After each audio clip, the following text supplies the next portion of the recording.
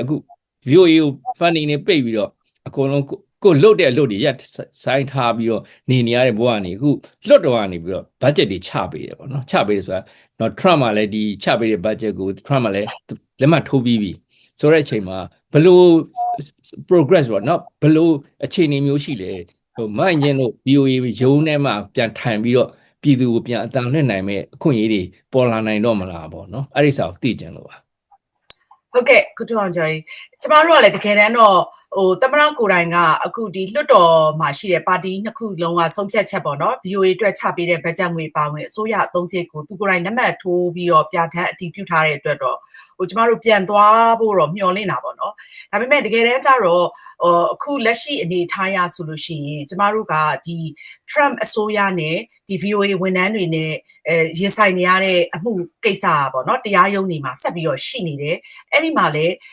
အဓိကတော့သူတို့ဘက်ကဒီ VOA ဖြတ်သိမ်းရေးကိုပဲသူတို့ရာဇောင်းပေးပြီးတော့ဒီတရားရုံးမှာ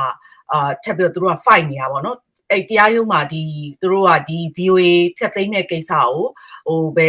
design မတ်သူတို့လုပ်နေတာကိုတွေ့ရတော့ဟိုသမ္မတကိုယ်တိုင်ကအခုလိုလွှတ်တော်ကချပေးလိုက်တဲ့ VOA အတွက်အသုံးစရိတ်ကိုလက်မှတ်ထိုးထားပေမဲ့ကျမတို့ပြန်သွားမဲ့အခြေအနေကတော့တိတ်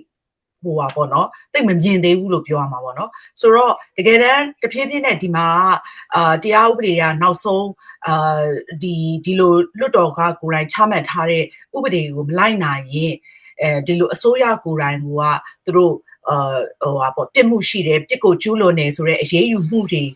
တာဝန်ခံမှုတာဝန်ယူမှုတွေဖြစ်လာတဲ့အပိုင်းကြမှာဒါကျမတို့က VOA ကိုဟိုပြန်ပြီးတော့